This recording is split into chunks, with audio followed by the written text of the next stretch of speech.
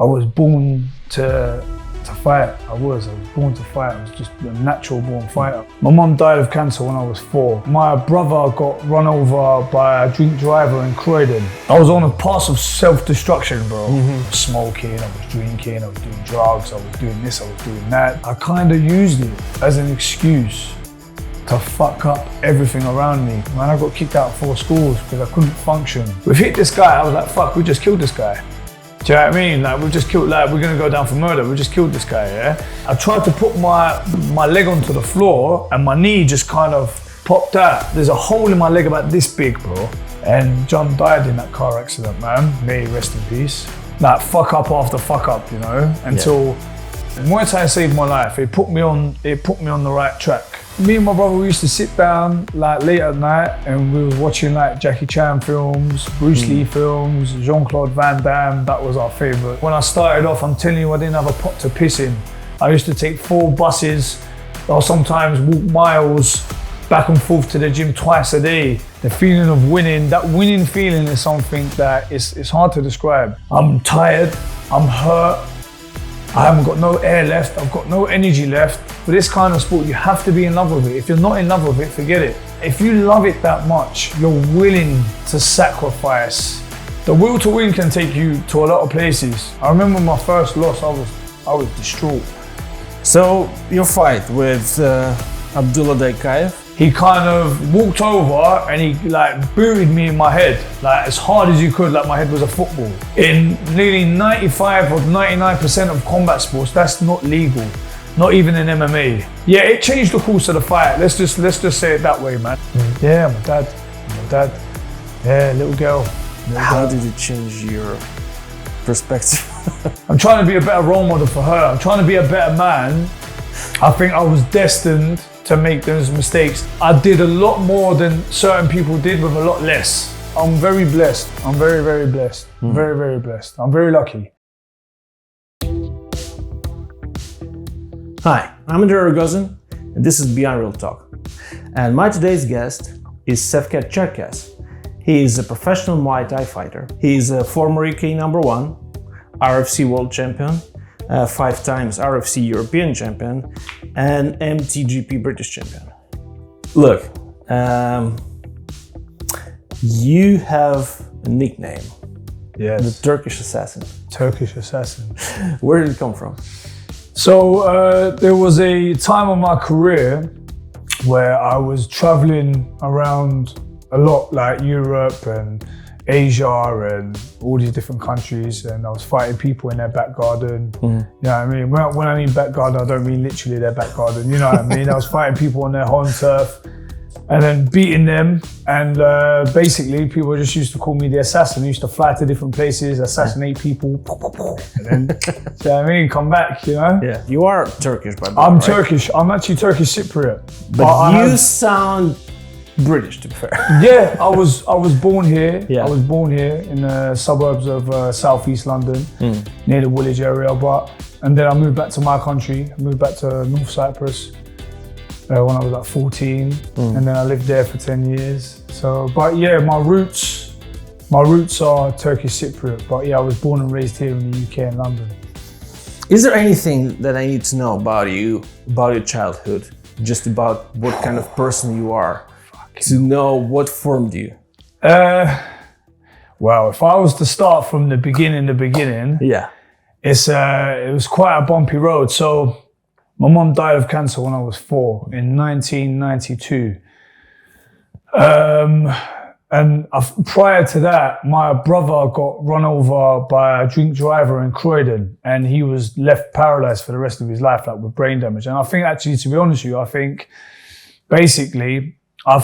my brother's accident is probably what caused my mother's illness. I think the stress of it probably brought on, you know, the cancer, you know. So growing up was quite different to other people's childhood, you know. And then obviously my dad was always off working. So basically what's happened is basically my brother got run over by a drink driver in Croydon, yeah.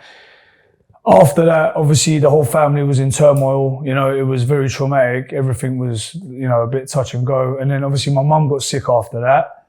And then she died.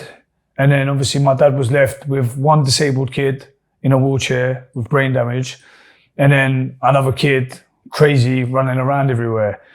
And obviously he was out working a lot of the time. So me and my brother, we were like kind of left to aunties and grandma, and do you know what I mean? But because of my brother's condition, he needed so much extra attention. Do you know, he needed physio, he needed, you know, it was a very long road for him because of his brain damage.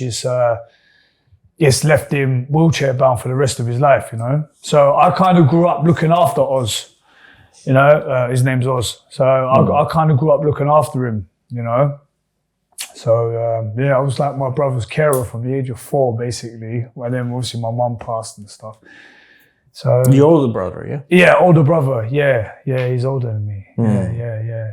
You know, a funny story about the drink driver as well. She was... It was a girl. Yeah, it was a woman. Listen to this. So it was a woman, and she ran my brother over in Croydon in front of my grandmother's house, yeah, while he was out playing. She didn't stop, yeah. She hit him and she drove off, left him for dead, yeah. Left the boy for dead on the floor, yeah.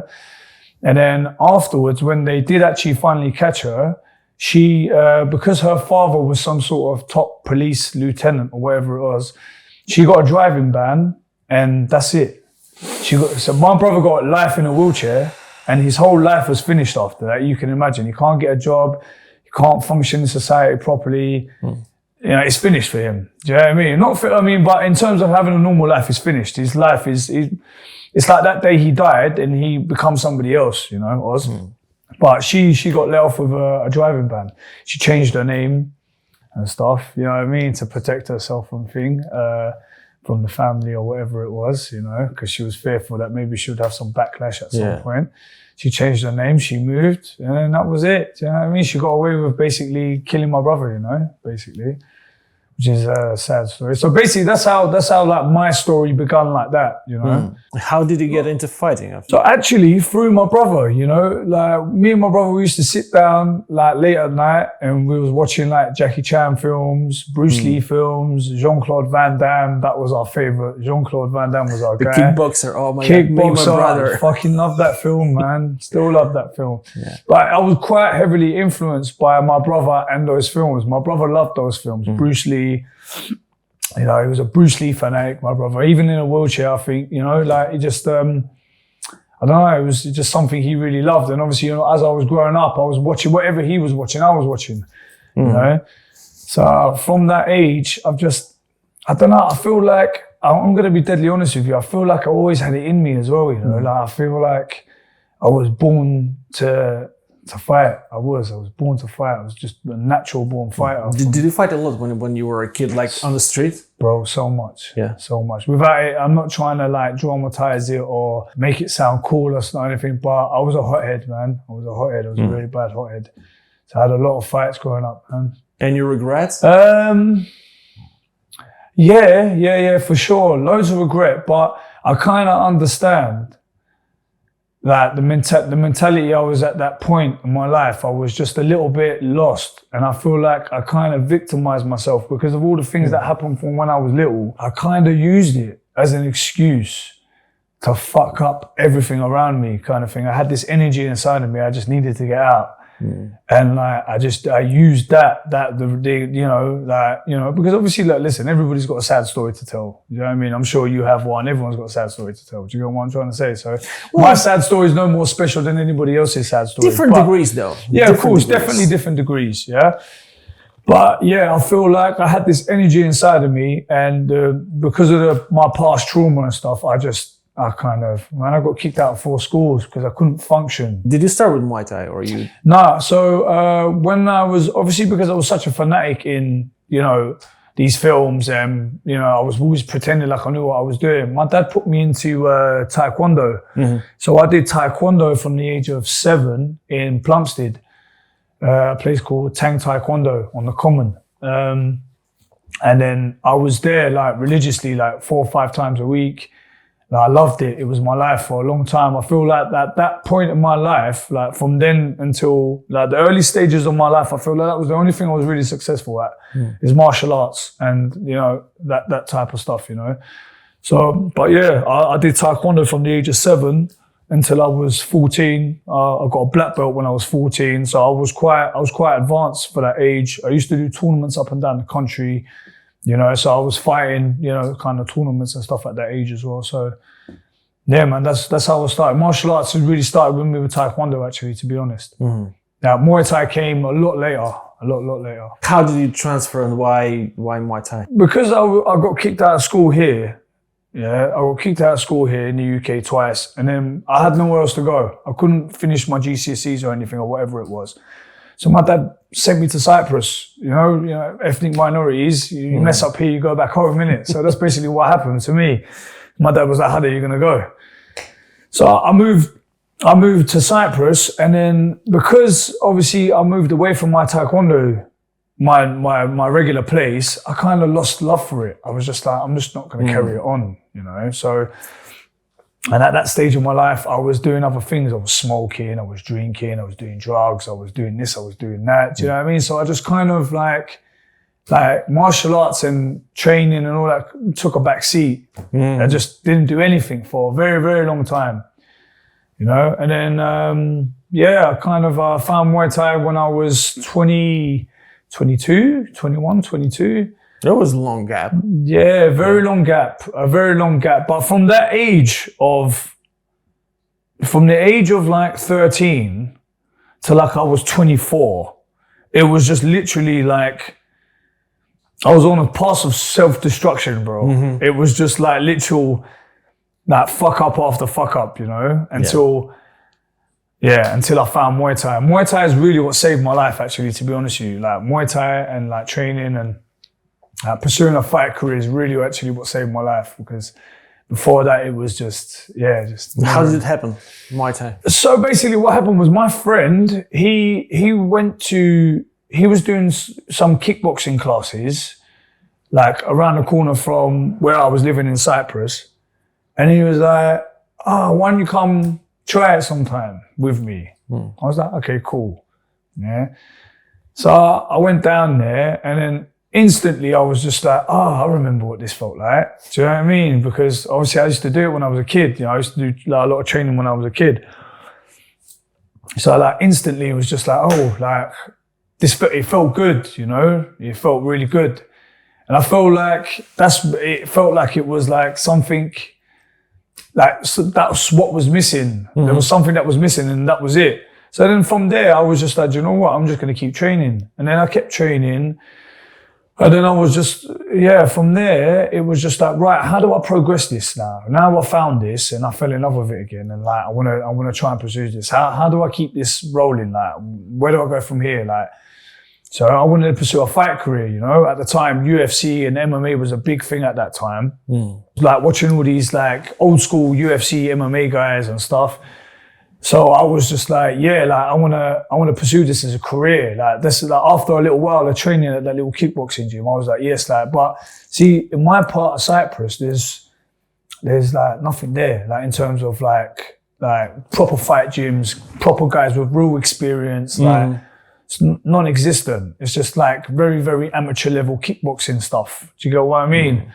And then like the prospects of you actually pursuing a fight career in North Cyprus is dead. It's dead. Like forget it. Do you get what I mean? So yeah, that set the path for me to come back here. Otherwise, I would have stayed in Cyprus. To be honest with you, I would have stayed in Cyprus. Man. Well, I mean, the weather probably is better. Oh yeah, man. Yeah, I miss it every day. All right, and so why do you fight? So like it gave you some structure, as I understand, some discipline, and you went from from abusing alcohol and everything to that, and then why keep fighting? It's a good question. It's a good question, but a very hard one to answer because I don't know. It's just something I love. It's just something I love, and I feel like it's the only thing that really gave me some sort of structure in my life, you know? It's the only thing that kind of, it just set my life on the right path, if that makes sense, you know? So it's it's a very, very addictive sport. Yeah, fighting in general, whether you do Muay Thai, boxing, MMA, whatever it is, the highs and lows of it, the adrenaline rush, the feeling of winning. That winning feeling is something that it's hard to describe. It's not, there's no feeling like it. Like winning a fight in front of a crowd or this and, do you know what I mean? There's no feeling like it. Any fighter will tell you the same thing. It's addictive and you keep chasing it. I think it's that you're chasing that hit. You know, like how, you know what I'm saying? Yeah, but at the same time, there's another thing, the feeling that's hard to describe. Being punched in the face.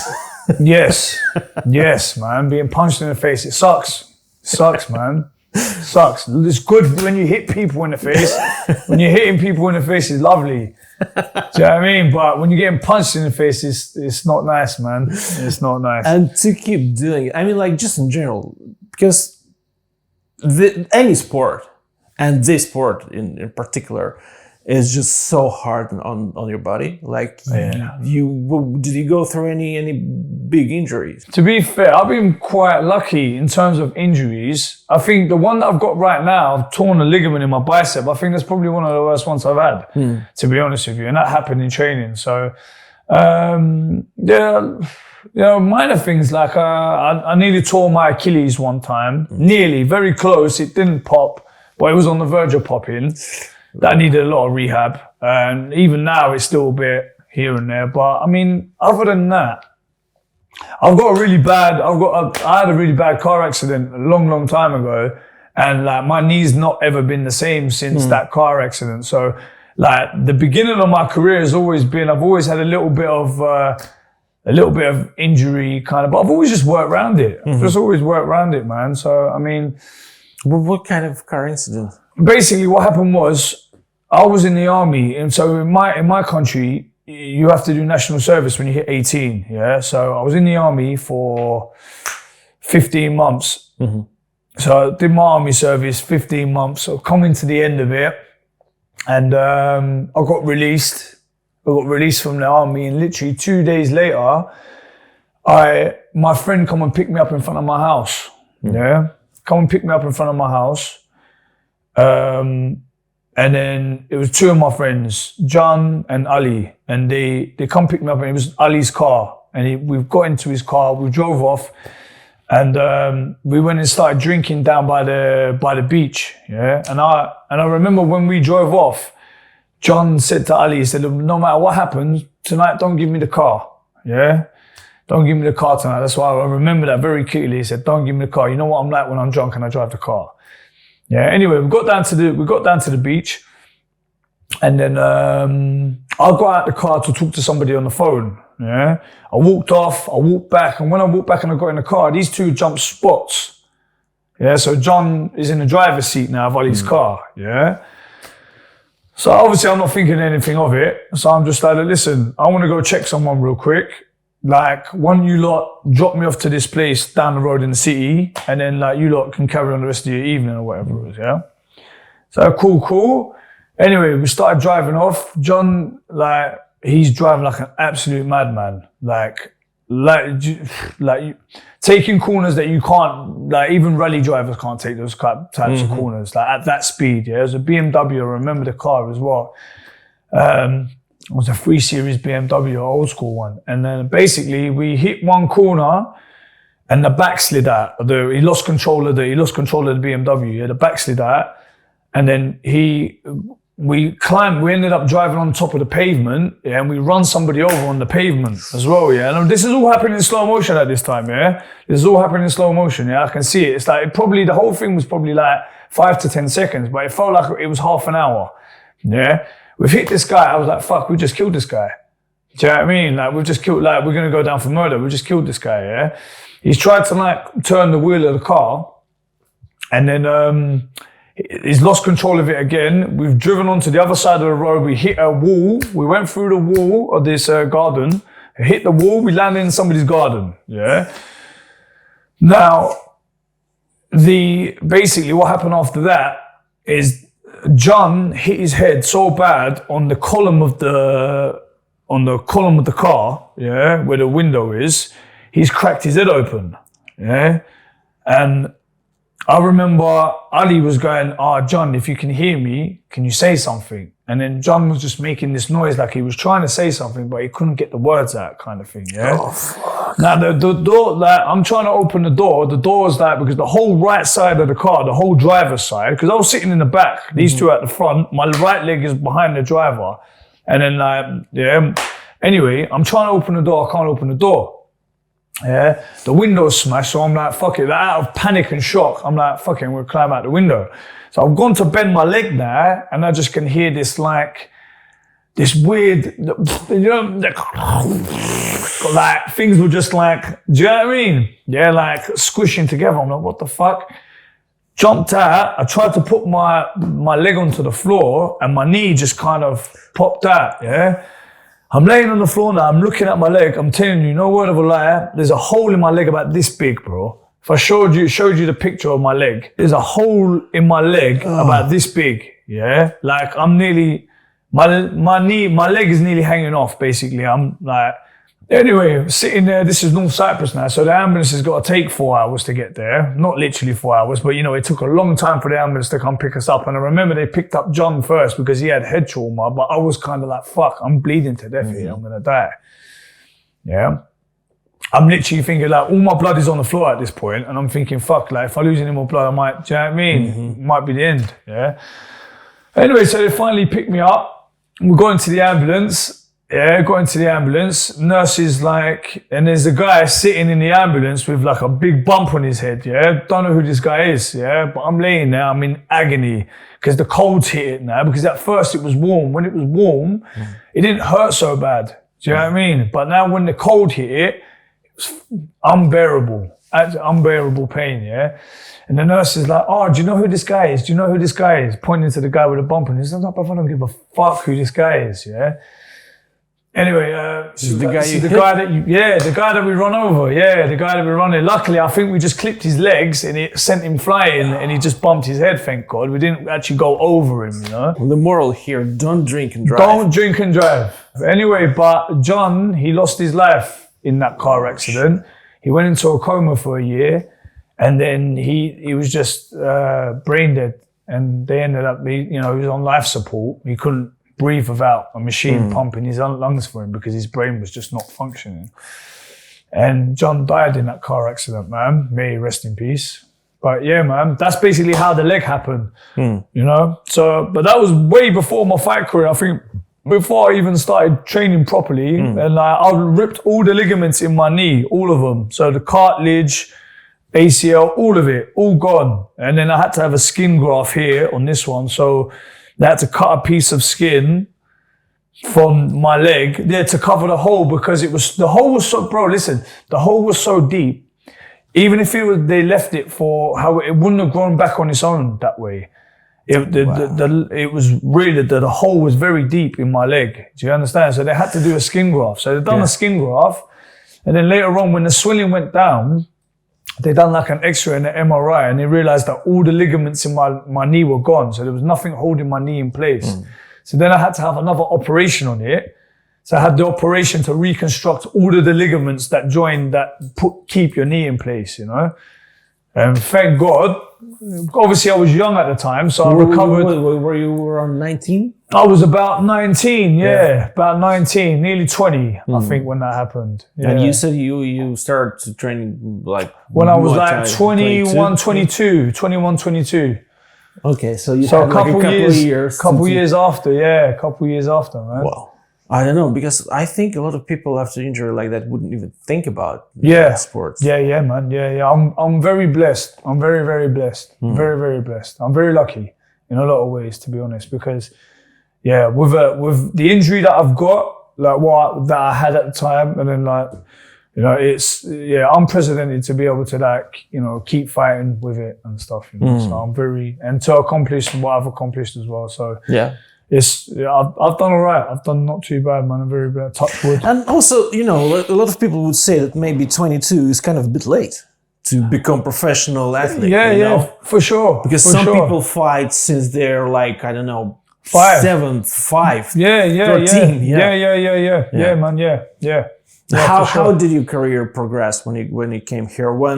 Do you remember your first professional fight? Yeah, I do. Yeah. How was it? I won by knockout. All right. Won by knockout in Second round, I think. Yeah. Second round, I won by knockout. Yeah. Is it hard to get into professional fighting? Like, do you need to go through any kind of amateur phase? No. It's not a case of you have to do certain, like you have to be an amateur first, and then you have to have X amount of amateur fights. It's not like that. It just depends on your own abilities, what your coaches think of you at the time, whether they think you're ready. You know, putting you into positions where you can, you know, get into like fighting and stuff. That's it really, to be honest with you. If you show a bit of promise and you dedicate yourself, you know, you're training hard, your coaches see that you're training hard and they see that you've got the capabilities, you know, that's it really, to be honest. You know? And what would you say were your like the, I don't know, toughest or most important fights you remember? Toughest fight is really hard to, I don't know, it's hard to say because I've had a lot of hard fights, to be honest. A lot of hard fights. How many fights in general do you have? I've had nearly 40 professional fights. All right. Nearly 40 professional fights. I'm just trying to think, like, there was one, the Estonian guy I was telling you about was a very hard fight. And I remember that fight, and I remember I was like, wow, like, I'm clutching to death kind of thing. If that makes sense. Like, do you know what I mean? Like, like I'm having to really dig deep to like keep, you know what I mean? You know, to stay conscious. Okay, it was hit, like, I remember the last round, the third round, round 1 and 2, I took quite well. And then that last round, he was like, right, he knew he was behind. It was a 3-round fight. He knew he was behind. He knew he had to knock me out. And then that last round, he gave me hell. I remember it was brutal. Body shots, head shots. I'm telling you, for 3 weeks, I had a headache after that fight. 3 weeks, I had a headache. In fights like that, so when you're basically fighting for your life, what makes you kind of just keep going? Keep going in the fight or keep going in general? Let's start with the fight. Because you can take a knee. Basically, just the will to win. The will to win. You know, you don't want to lose. Losing is the worst thing. Like losing is like, you know, I could break my leg, but if I win the fight, I'm happy. I don't care. That competitive nature that most fighters have. The will to win can take you to a lot of places, you know, it can make you do some things that you never thought that you could do just by... Yeah, but that's the thing, because I think like a lot of people can think that they have this will to win, and you know, as Mike Tyson says, everyone has a plan until you get punched in the face, right? Yeah, so, and the will to win can just disappear suddenly. Yeah, it can. Agreed. But it's a mind state, you know. It's a and the thing is, sometimes that's what it comes down to. It comes down to whose will is stronger. Sometimes, you know, who's willing to take more. You know, sometimes if your will is stronger, you're the one that wins the fight. You know, it's not always. Obviously, there's so many elements that play into it: technique, speed, power, skill, IQ. But also, the will to win is a big factor. And I feel like if your will is stronger than it, sometimes it trumps all those other things. You know, sometimes, you know, your will's just got to be stronger. You know. Yeah, but that's the thing. Like, as someone who didn't fight in the ring ever, and just like, I just want to understand, because this, you know, the word will to win, the will, like, it's just a word until like, what do you feel? Like how, because it should be so hard just like to keep going through pain, through just like hell. And you just, how do you find this like this will? What's happening in your head? It's a very good question, but it's a very difficult question to answer, because it's just something that you feel, if that makes sense. It's just your like I said, it's just a mindset. You just got like to be a fighter, you have to have that mindset. You have to go down get into deep waters, you know, you have to be able to. And I feel like, you know what, a lot of this comes from training.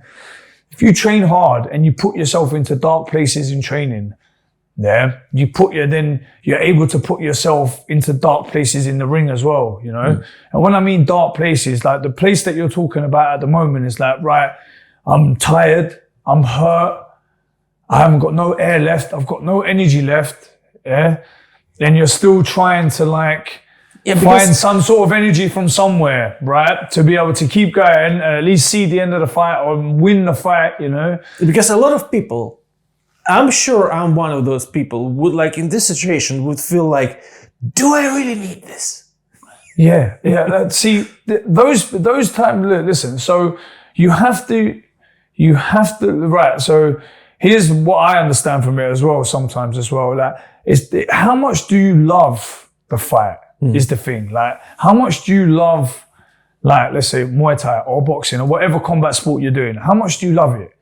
If you love it that much, you're willing to sacrifice your health, you're willing to sacrifice for the love of the art, for the love of competition, for the love of winning, for the love of the accomplishments. Do you know what I mean? For the love of the highs, you know? So it's a passion thing. It's a love thing. You know, you have to be in love with it. And if you're not in love with it, you have the mindset of what you're talking about right now. You're like, fucking hell, man, I've just got punched in the face and that hurts. My mouth is bleeding. What am I doing this for? This is stupid. The money's crap as well. Like, what am I doing this for? Am I dumb?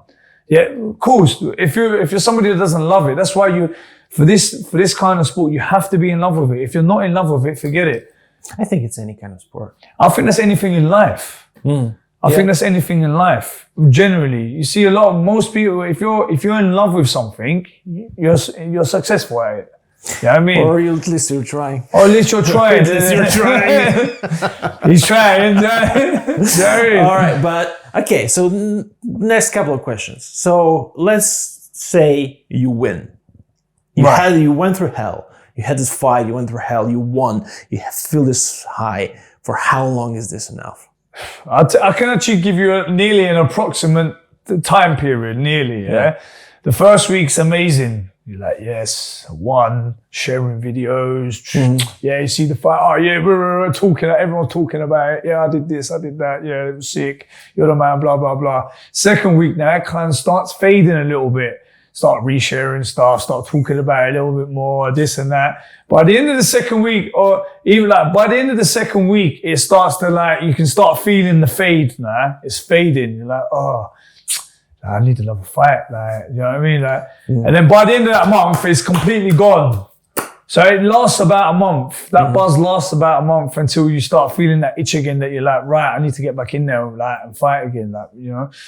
That feeling, it doesn't last forever. It doesn't last forever, but it's a high. It's a big high, you know? It's a high that I can't explain as well. It's a very high, like, it's nothing that you've ever felt before. No drugs or sex or alcohol can make that buzz that I'm talking about, you know, that winning a fight buzz. And any other fighter will tell you this, like, something, maybe not exactly the same, but something similar, you know. So when you lost, what happens to you? How do you go through it? Oh, it's depressing. It's depressing. I remember my first loss, I was distraught. I was on I think I was on like a 7 or 8 fight winning streak at the time, something like that. And I lost and I couldn't believe it. I was just like, what do you mean I lost? Like, nah, I couldn't lose. Was it the decision? Decision, yeah. Lost by decision, yeah. To be fair, I still think I won that fight. But I'm not gonna, I can't, it was a long time ago though, so I would have to rewatch it, to be fair. At the time, I felt like that's another thing. At the time, I thought I nicked it as well. It was close, but I thought I nicked that fight. But yeah, when your hand didn't get raised, and you're like, it was actually a shock. I was like, I couldn't believe it. Like, I lost. And it was like, just felt distraught, you know, like, yeah, like I couldn't, depressed, sad, really sad. How do you get out from this? Do you know what? I'll be honest with you. The best way to get over a loss is just to get back into training straight away. Don't sit there and just dwelling on it and smoking weed and eating crisps and, do you know what I mean? You know, drinking or whatever it is. You know, get back in the gym and start training again. And then and just learn from your mistakes, basically. That's the best way. Get back in the gym, get back to training, and then start trying to progress on the things that you didn't do so well in the fight. Do you know what I mean? That's it. End of, really, you know?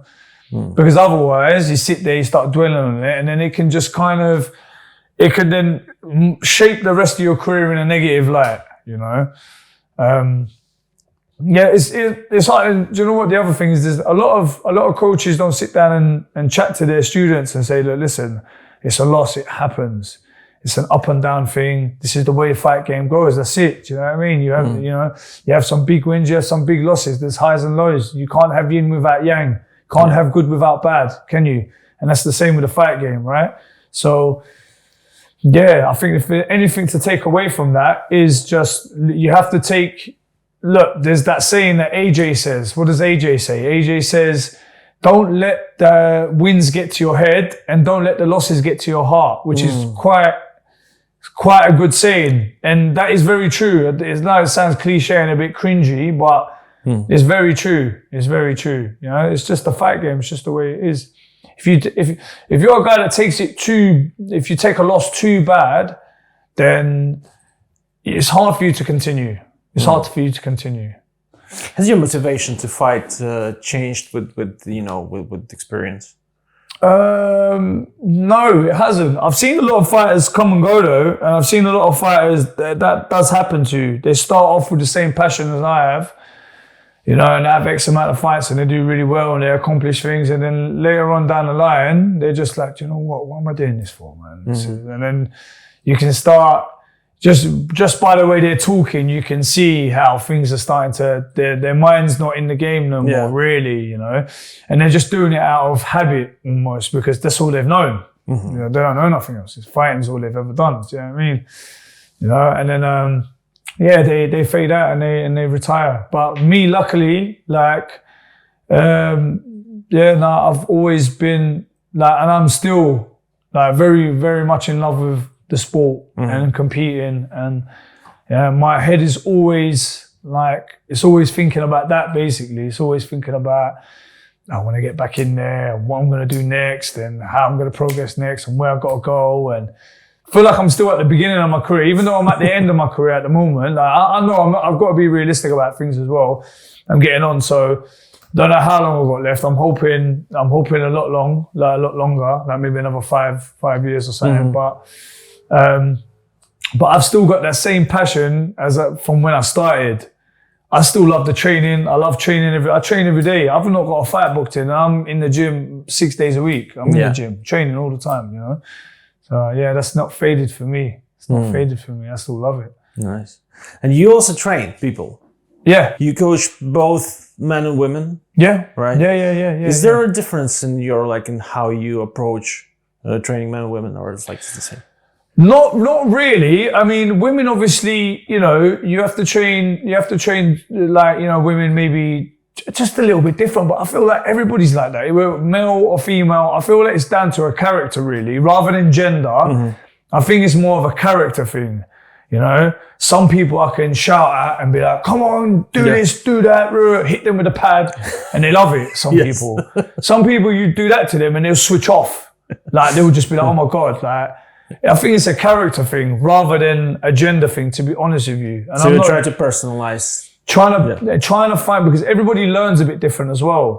You learn something different than the way I would learn something. Do you know what I mean? It's about trying to understand how certain people take information and how you can tailor the training so they can absorb the information and you can train them the best way for their progression, if that makes sense. I think that's the best way to coach, to be honest. Because if I train you exactly the same way I train every single body else, I would run away. I've seen you training people. I was like, I wouldn't be able to last 30 seconds. I hear you. But that's what I mean. You have to kind of tailor the training down to the individual, really, to be honest. Yeah. How would you say, how is, just in general, combat sport and Muay Thai community in the UK? Do you know a lot of fighters? I know quite a lot of fighters in the UK. I know the Muay Thai scene in the UK. I've been around the UK Muay Thai scene. Is it for a little while. Competitive? Is it people? How is the community in general? Generally it's cool. Generally it's quite a cool community. Nothing really that stands out for me to, do you know what I mean? Nothing really super negative or super positive. Generally, it's actually quite a positive vibe, actually, to be honest with you, the UK Muay Thai scene. I don't really have any comparison other than maybe Thailand. I feel like in the West, generally, like winning and competing is a lot more pressure in the West. And I think like more like towards like Asia and that type of the world, it's like, it's more of like, if you show heart, then they love you anyway, win or lose regardless. Do you know what I mean? You know what I'm saying? Especially in Japan, oh my God, just for you just to get in there and compete, they love you. Yeah. Do you know what I mean? I feel like here, when you're winning, you're the man. And if you lose, that's, do you know what I mean?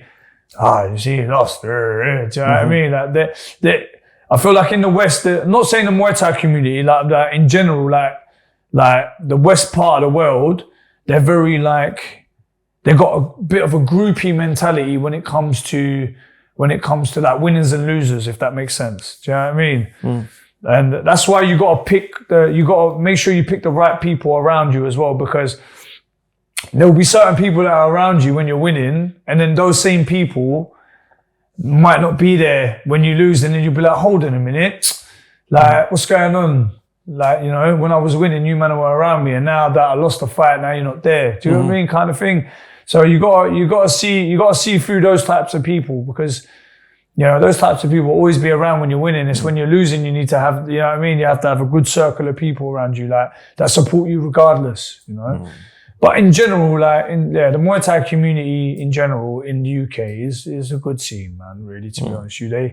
They try to uplift their fighters and stuff, like, even if they're not from the same team, you know, like, I've seen a lot of other gyms when they see, like, you know, a fighter from a, let's say a rival gym, but they're doing something big internationally or whatever, they usually post about it and say, oh, look, he's doing this, good on him, good for UK Muay Thai scene. You know, that kind of stuff's quite cool, isn't it? You know? So generally, yeah, the UK Muay Thai scene's quite cool, man, to be fair. And when you coach someone, can you easily spot who is a fighter, who's not? Yeah. Some people you can tell. And then some people, they can surprise you after a while. You know, at first you're like, oh, this guy, he's not going to do nothing, man. He can't kick, can't nothing. Do you know what I mean? But I mean, like character-wise. Character-wise, again, just the same really. Some people you can tell straight off the bat, and then some people, they will surprise you later. You know, you start training them after a while, and then you start, oh, actually, do you know what? He has got that mentality. He can. You know, I've had a guy, and I was training him for a long time, and he was really good when he was hitting pads and stuff, really, really good. But then when he was sparring, he'd always get beat up in sparring by everyone. No matter who I put him with, someone lighter, someone bigger, someone this and that, whatever, yeah? And then we was arranging an intercup, and I was like, do you know what? And like, we was going to go to a gym, I'm not going to say the name, but a gym that's notoriously known, yeah, when you take them to interclubs there, it's pretty much like a real fight, yeah. They're not a bad gym, they're a good bunch of people, but their interclubs they're a lot rougher than, because interclubs just supposed to be like a show of skill, just to gain experience, like amateur level, yeah. But their interclubs are like, they're like real fights, you know. And I was like, we was about to go into one of them with this guy, and I was like, I need to pray for this guy, man. Someone's gonna kill him. Yeah. He went in there and he smashed it. I was so shocked. I was like, wow, something just clicked in him. Yeah. And he got in there and he absolutely demolished the guy, outskilled him. Like, was leaning back off kicks, catching kicks, sweeping the guy, outscoring him. Good ring control. I was like, what happened here? Like, you know, some people just shock you, you know, sometimes. Some people just shock you, yeah. For people who think that this is just brutal, violent sport that shouldn't exist or whatever, like, what would you say to, like, for example, mothers who are too afraid to take their sons or daughters to trainings like that? For me, example, yeah, Muay Thai saved my life. It put me on the right track to sort my life out. So look, it saves, sometimes it gives the structure for some people to live a successful life. That's one thing. The other thing is as well is that it builds confidence. It, you know, keeps you fit, keeps you disciplined, you know.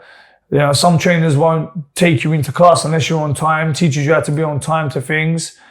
you can take a lot away from martial arts, not just from Muay Thai, just more, like a lot of martial. Obviously, like I'm very biased. Muay Thai for me is the best, but like in martial arts in general, it's a very good thing. And I feel like because of the self-confidence aspect of it as well, you're generally less likely to get into problems. I feel like people that have a bit of a chip on their shoulder, they're a bit insecure about themselves. They find themselves, when they're younger, they find themselves getting into more trouble because they're having to like posture. Because they're so insecure, they're having to prove themselves all the time. Whereas that, if you're confident in what you're able to do, you walk into a room and you know, right, if anything happens here, I'm confident, like I can deal with the situation, I can defend myself. You're less likely to then get into problems, if that makes sense, because you're not out here trying to, I feel like people that fear a lot of stuff or a bit scared or got too much to prove end up getting into problems. And I feel like martial arts teaches kids how to be confident, how to be, do you know what I mean? How to protect themselves, you know? And generally, I feel like kids will get into less problems like that, you know? And you are a father now. Yeah, my dad. Yeah, little girl. How did it change your perspective?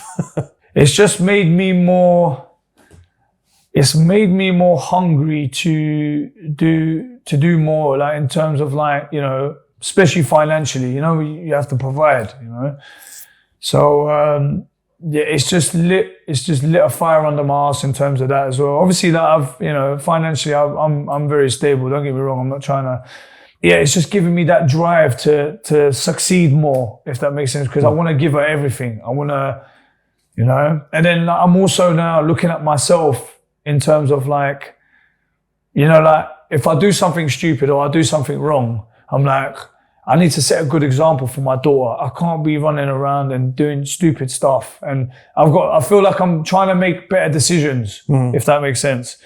And I'm trying to succeed more. I'm trying to be a good role model for her, because I don't want her to look up and be like, oh, my dad, do you know what I mean, does this or he does that, or he swears a lot, or do you know what I mean? I know I swear a lot, but do you know what I'm trying to say? Yeah, I'm trying to be a better role model for her. I'm trying to be a better man so I can be a good dad for her, if that makes sense. You know? What would you do if she would come to you and say, like, I want to compete, I want to be a fighter? I wouldn't stop her. I wouldn't like it. I don't want her to be a fighter, to be honest with you. Like, I don't want her to fight professionally. I want her to train. I want her to learn. I'm going to get her in the gym as soon as she's able to get into the gym and train. I want her to learn how to defend herself and, do you know what I mean? Stay fit, stay strong. Like I said, teaches confidence and stuff. So I want all that for her, but I wouldn't like it if she was to fight professionally. Obviously, you know, can you imagine your little kid getting in there and then somebody hurting them? Do you know what I mean? Oh my God. You know, but I wouldn't stop her though. If that's what she really, really wanted to do, I would try to train her the best that I could so she could be the safest that she could and win, you know what I mean, and not get hurt, you know. But I wouldn't like it, if that's the question that you're asking. I wouldn't like it. No, I would hate it. I would hate it. All right. How hard is to get into, like, on your level, into some big leagues, like one championship? You got into this, you had a fight. How hard is it?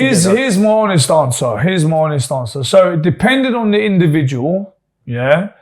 If you're talking about one championship in general, yeah, like one championship specifically, sorry. So really, like, so basically, my understanding is that depending on the individual, it's very easy, and then other people, extremely hard. Yeah. Like, and there's a lot of factors that play into it. Like, so let's just say you're living in Thailand. If you're living in Thailand and you're from a gym in Thailand who's very buddy with the promoters in one, you're more likely to be able to get fights on one championship quicker than to say, you know, you're from, you know, this side of the world, you're from any kind of gym, whatever gym it is, but you've done well, you're a world champion, you've done this, you've done that, you've got all the accolades, you've got all the experience, but then now getting your foot in the door now is another story, if that makes sense. Because that was my story basically. Like, you know, at the time before I got into one, before I had the fight on one, let's say, at the time I was ranked #1 in the country, right? I just beat an Lumpini Stadium champion, a current one, which is quite a big deal. Obviously, I'm sure you don't understand Muay Thai maybe you don't understand it that well, but to have a Lumpini Stadium title, the belt, is like, for a foreigner, is unprecedented. Yeah, the guy that I beat won it 6 times, probably never done before, kind of thing. Yeah, so the guy was kind of a legend. And I beat him very, very comfortably to win a world title. So I've just beaten that guy, like in terms of like an elite fighter. And then, you know, some other factors in it, you know, like I've beaten a lot of the UK, like at the time I was beating a lot of the UK ranked guys. So my accolades were there, let's just say, you know. And at the time there was 2 guys that were on one championship that I've already beaten that are competing on there. But for some reason I couldn't get on there.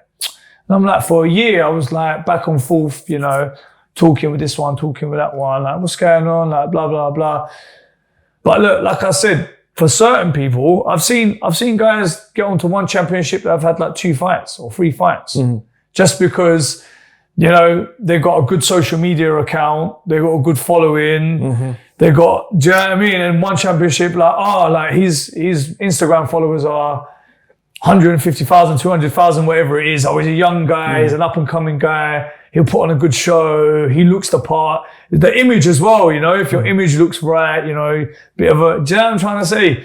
There's other factors. It's not always about what you've done in the sport, and sometimes I think it just comes down to fighting style as well, you know. Some guys, they must look at their style and be like, oh, right, that style kind of fits what we're doing in one. You know, small gloves, the MMA gloves, you know, it's not like, you know, traditional Muay Thai. Traditional Muay Thai can be quite slow in the beginning. Do you know what I mean? Like, it's a 5-round fight. There's a 2-minute break in between. One championship's not like that. It's 3 rounds. And the scoring system is very different. Like Muay Thai, proper scoring system in Muay Thai is different to one championship scoring. What's the difference? The difference is basically certain techniques score higher in Muay Thai. Then, so like, let's just say, for example, a body kick will always score more than a punch. Yeah, kind of thing. Or a knee will always score more than a punch, depending on the effectiveness of the punch as well. So it can get complicated. If the punch is super effective, then it scores higher. But if it's just a regular punch, it doesn't score. Like, a knee can just touch you, or a kick could just touch you, and it scores quite high because that's a high scoring technique. Do you understand? So it's that the art of Muay Thai and the scoring aspect of it is very niche. Yeah. So, but in one championship, everything scores the same. You know, it's like a punch, kick, knee, elbow, all scores the same. There's no, do you know what I mean? And because of the small gloves, it becomes more of like a slugfest kind of thing, if that makes sense.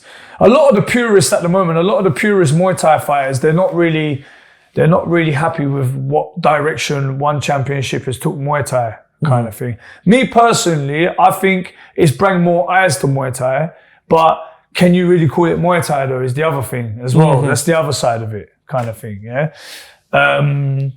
But me personally, I think one championship in general has done good for Muay Thai, to be honest, if you want my honest opinion on that. I mean, like, it's changed the game a little bit. It's changed the game a lot, in fact. And it might not, I think it's done it for the better though, for sure, because it's definitely bringing more, like, it's giving people bigger paychecks as well. Muay Thai pays crap usually. And one championship, they pay the fighters good. But just before we go to your fight in one championship, like, fighter your level, financially, how hard is it to basically to provide for yourself and for your family? Very difficult. Very, very difficult. If your only income is fighting, you would have to fight at least maybe like once every 2 months minimum, and you would have to get good pays for those fights as well. You know what I mean? You have to make sure that you're getting good paychecks for those fights.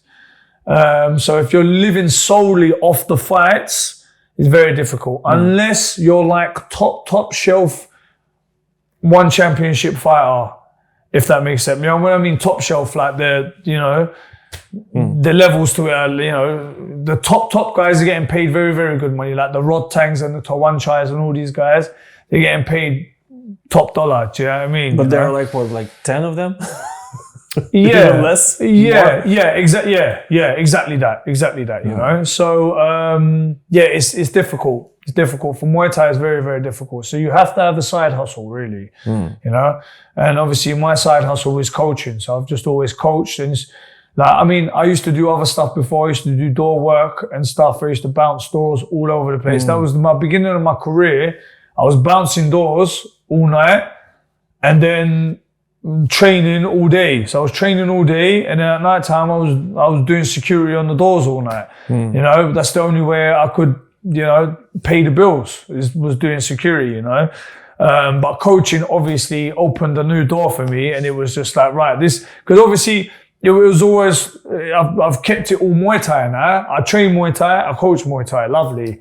Do you know what I mean? I'm doing what I like to do. Yeah. And I fell in love with the coaching side of it as well. That's like a different passion now, is the coaching side is. So your fight with Abdula Dayakaev. Yes. It was a loss. It was on one championship. Yes. But I've heard that something happened there. There was like some illegal knee to the head. So basically, the beginning of this fight, the first round was a very even round. Yeah, nobody really did anything. You know, like I was scoring some kicks, he was scoring some punches. We was clinching up here and there. I was scoring a knee, blah blah blah. Very, very 50-50 fight. Yeah, and then the beginning of the second round was the same, 50-50, until he swept me. And then when he swept me, he kind of walked over and he like booted me in my head, like as hard as you could, like my head was a football. Yeah. Now I don't know how much you know about combat sports, but in nearly 95 or 99% of combat sports, that's not legal. Not even in MMA. Yeah. Most MMA promotions don't allow that. There's a couple of rogue ones out there here and there that you might see that do allow it, but like, you know, your Bellators, your PFLs, your UFCs, they don't allow that, yeah? Let alone Muay Thai. Muay Thai is definitely not allowed. Do you get it? You know? You were on the ground. The strike already. to the head was hard, man. I'm going to be honest with you, yeah? Like, because of the way I was tilted like that as well, and he's just like, he's gone to kick me in my head, and like his knees hit first, and then after the knee, the shin hit. It kind of like, it was like a ricochet kind of thing. The power of the shot, I was shocked at first. I was like, fucking hell, did he just boot me in my head? Nothing was done about it, to be honest with you. So I got, like, the ref kind of helped me up off the floor. Yeah, and I'm like trying to I've got back to my feet now, and I'm kind of like staggering, but this is the other side of it is this, yeah. So it's my debut on one, yeah. I've been trying to get onto one for a while as well, yeah, because it's the biggest platform in Muay Thai at the moment, yeah. So everybody's trying to get onto one, right? So it's my debut as well. So I'm trying to not look like do you know what I mean? Like a coward. I don't want to stay on the floor and then try and force her. But that didn't go through my head anyway. I was still a bit shocked from what just happened. I was like, fucking hell, I was a bit dazed, yeah. And then they said, we'll give you 2 minutes to recover. Yeah. Give you 2 minutes to recover, get back to your senses a little bit, and then you can carry on the fight. That two minutes lasted maybe, 40 seconds, yeah, before they were trying to like push me back to fight again. But I had no choice at that point. I was like, right, I've got to carry on, innit? So I carried on the fight, but I think the damage from the knee, while I was on the floor, it took its toll, because I'm telling you, like maybe 10 seconds after that, I was gone. I was getting hit with everything, and I was falling. I couldn't keep my legs underneath me. Didn't have no resistance to any strikes. Do you get what I mean? And then, it changed the course of the fight. Let's just say it that way, man. The foul changed the course of the fight, basically. And the damage that I took from the foul kind of led me to get finished in the end. Do you know what I mean?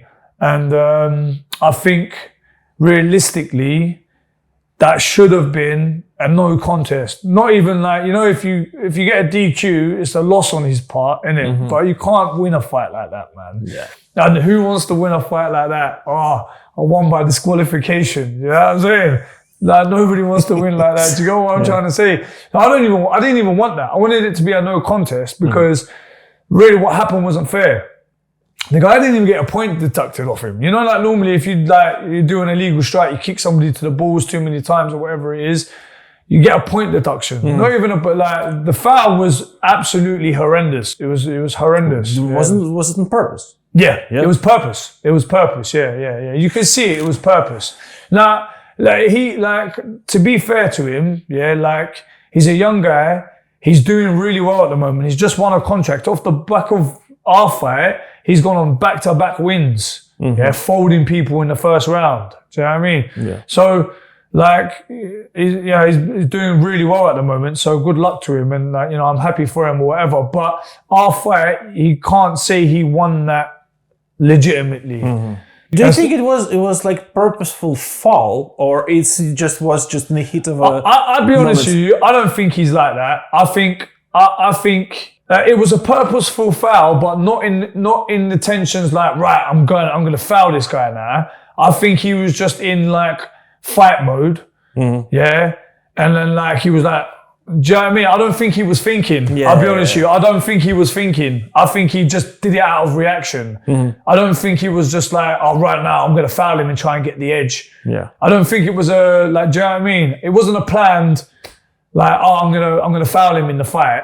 Do you know what I mean? I don't think it was a planned thing. It was just heat of the moment, I think. But heat of the moment or whatever is what it is. It happened. And what happened next? Were like any conversations after the fight about disqualification, non-compete or anything, or it was just? You know, I tried to talk to a few people about overturning the decision. Nothing really to say, man. Nobody really pushed it for me, really, to be honest with you. I don't want to badmouth anybody on the interview. It shouldn't have happened, and I think something should have been done about it, but it didn't. Will you have any more fights with one championship? Let's see. We don't know. Possibly. The thing was, the promise was that they were going to give me another fight. Because they can't disagree with what happened. What happened, right? So the promise was that they were going to give me another fight on one. So yeah, let's see. Let's see where the roads lead to. Is it harder to take a loss like that when you feel it's not even a loss? Yeah, man. Yeah. It hurts. It's harder to think because you always sound like you're trying to legitimize your not losing. Does that make sense? You're always trying to like, oh yeah, it's because of this, or it sounds like you're trying to make excuses for the loss. I've lost a bunch of fights. I can lose fights. If I've lost a fight, I'll shake your hand. You won, whatever. When you lose like that, it's a bit different.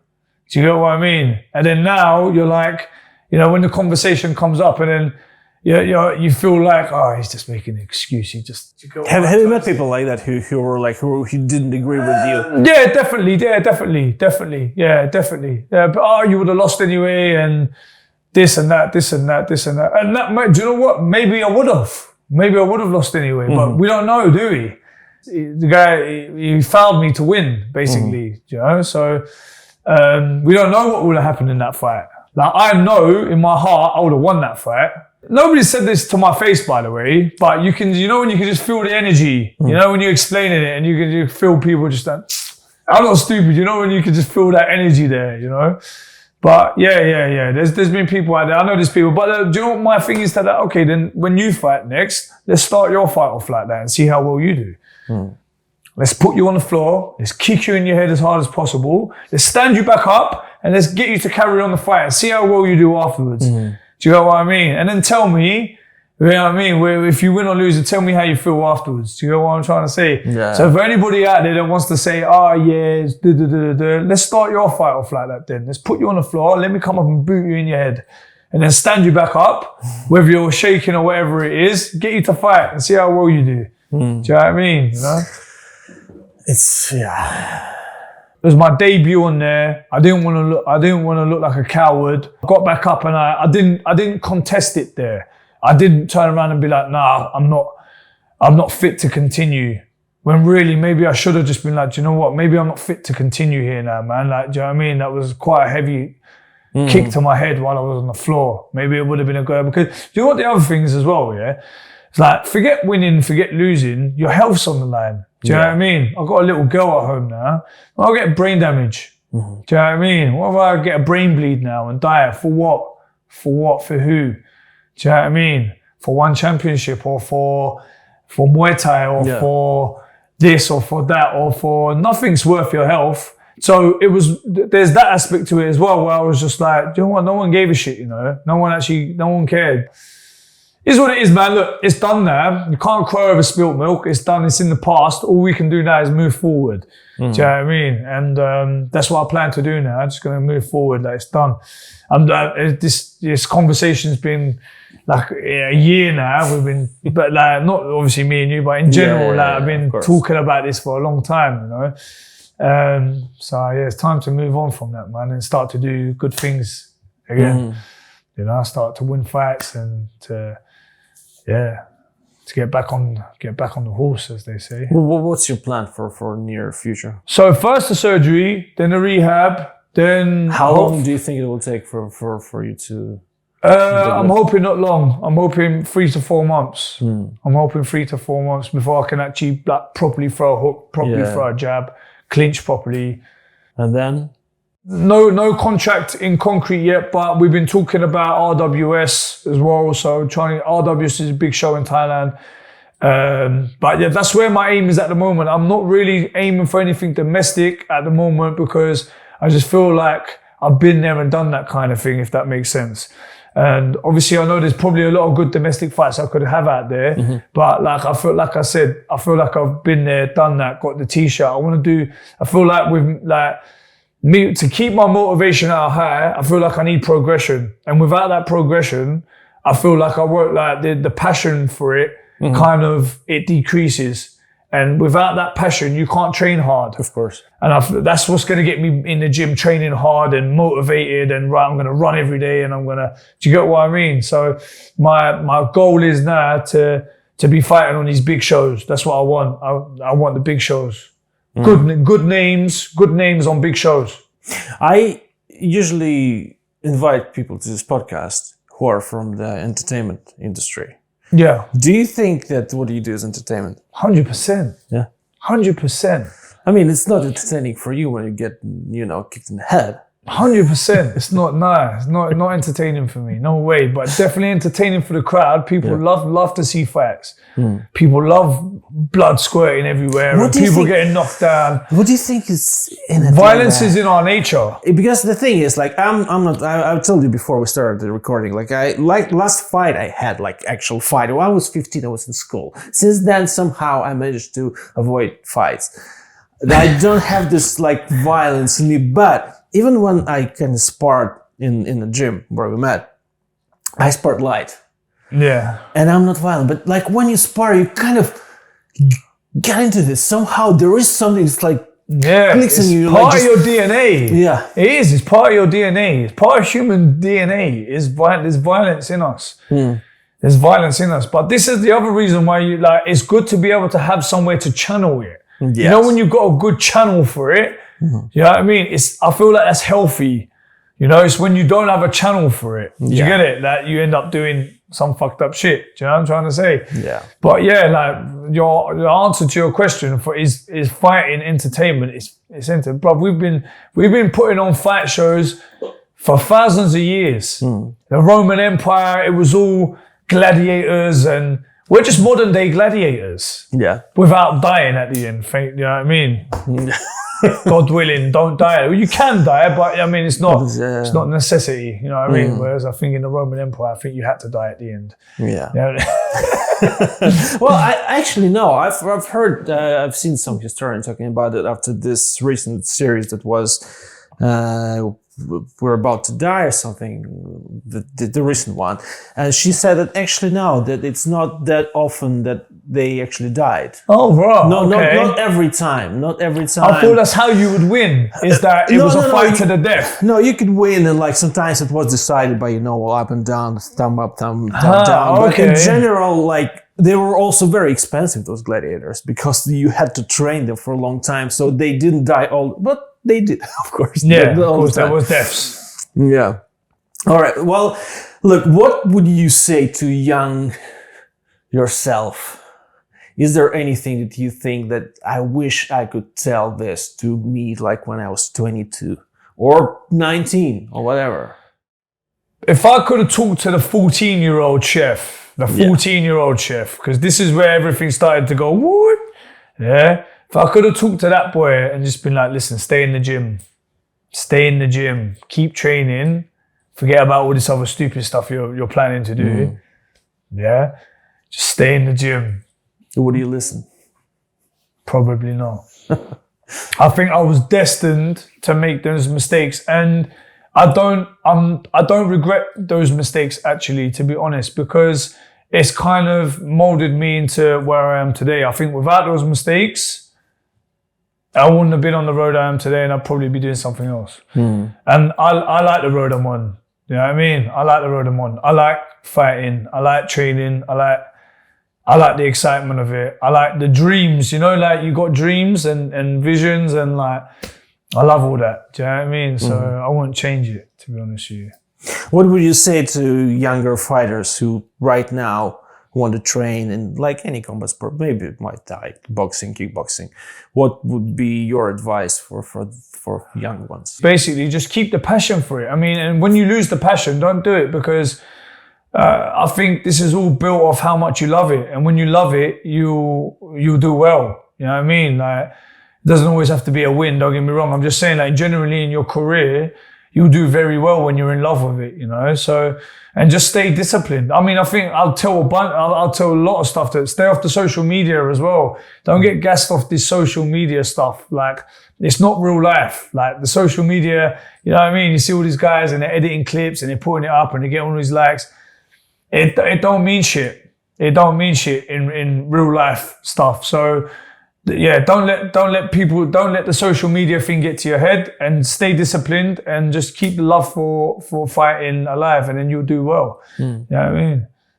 Work hard and you'll do well. You know? Is there any kind of your own rules that you try to live by? I'm very I try to keep things very old school. Like, honor is a very, very big part of my life. Like, being a man of honor, you know. So I try to live by those really old school mentalities. Well, what is honor for you? Honor for me is, it's a number of things, I guess. It's a very good question, actually. Having your loved ones' backs, you know, in terms of, do you know what I mean? When people need help, you're there for them. Having respect, but also, like, only respecting the people that deserve the respect, if that makes sense. You know, there's no point in me respecting people that don't respect you back, if that makes sense. Yeah. Like, and being loyal to people that are loyal to you. That's another thing as well. Like, you know, loyalty is good, but if it works two ways, it's good. Not kissing anybody's ass to get places. You know, I see a bunch of these guys now, they're trying to kiss everybody's ass to get somewhere. Yeah, I mean, and like, I'm very proud that, like, I feel like, maybe I'm wrong or right for saying this, I feel like I've had the hard road in terms of my career. Do you know what I mean? I've done it the hard way. Do you know what I mean? You know, when I started off, I'm telling you, I didn't have a pot to piss in. I used to take 4 buses, or sometimes walk miles back and forth to the gym twice a day to get to where I got to. I was sleeping on a dirty mattress. I was homeless. I was this, I was that. Trust me, my beginning of my career, it was very difficult. I had nobody there. I had no family. I had nothing. Do you get what I mean? I had no qualifications. I did it like, and I feel like that's, you know, like, don't get me wrong, when, like, there's certain people that have not had that hard road that's still been very successful, and good luck to them, no hate. But like, I feel I'm very proud that I'm able to, like, I did a lot more than certain people did with a lot less. You know, that I'm very proud of that. That's a very honourable thing for me. You know, so yeah, I guess so. I guess you can say I'm a man of honour in certain ways. Quick prediction: Bivol Beterbiev rematch. I think. Who won the first one? Beterbiev? Yeah. I think Beterbiev does him again, you know. Yeah. He's a menace, yeah. Bivol was sick. Yeah. Bivol was very good. And I like Bivol. I like Bivol's fighting style better than Beterbiev's. But Beterbiev's is just he's just an animal, isn't he? Yeah. He's just an animal. Do you agree with this decision, for first decision? I'm going to be honest with you, I didn't watch it, man. I didn't watch it. I didn't watch it. I need to sit down and watch that fight. That's a good fight to watch. I think the rematch is going to be good too. But I've not watched it. I've not watched it, man. Well, I mean, you're a father. Yeah, but you know what? I enjoy, the thing is, I like watching Muay Thai, but I love watching boxing as well. I'm looking forward to that Eubank and Conor Benn fight. That's going to be a sick fight. Yeah. That's going to be a great fight. I can't wait to. What's your prediction for that fight? For Eubank? I don't know him so much. Would Beterbiev? Oh, I don't know, man. Who do you think? Because I think Beterbiev again. I think so. I think because I don't know. Like the first one was very close, but by the end it felt to me, and I'm not a specialist, I'm not. But by the end it felt like by the end Bivol was just surviving, and he was doing a very good job. He was moving like his movement is amazing. He was so good, but it just Beterbiev was more aggressive, and I think he's just like, if there would be a couple more rounds, I'm not sure if Bivol would stay on his feet. Yeah, that's the thing. But this time, I'm sure that he did his homework, but so did Beterbiev. So I think it might be again, the same one. It's an interesting fight, though. Yeah. It's a very interesting fight. It's probably one of that whole card is going to be good. Every fight on that card could be a thing. What's it? A main event. Yeah. Yeah. Like from what I remember, when is that? I think it's, wait a second, is it next week or it's? Nah. I think it's a weekend, 22nd. Yeah. Are you serious? Yeah. Fucking hell. Yeah. I need to watch that. That's going to be good. Pretty expensive though. Yeah. All right, look, is there anything else that you would want to talk about and I didn't ask you? Nah. I think we covered mostly everything, really, to be honest. Where can people follow your journey? Follow your... You can follow my Instagram, Chef Cerkez. My Facebook's not really that live, really. I'm on YouTube. I don't do TikTok. My main thing is Instagram, really. My social media, I'm on Instagram more than anything else. You'll find everything in the description and on the screen. Look, it was so good to talk to you. Thank you so much for making time. My pleasure, man. Thank you for coming down and interviewing me, man. It was good. I had fun. It was good. Maybe we'll do it again after your big next fight. Yeah, hopefully. Come, let's do it. All right. If you enjoyed the interview, like, subscribe, add a comment. What do you think about the? Maybe you did see the One Championship fight. What did you think about it? Thank you.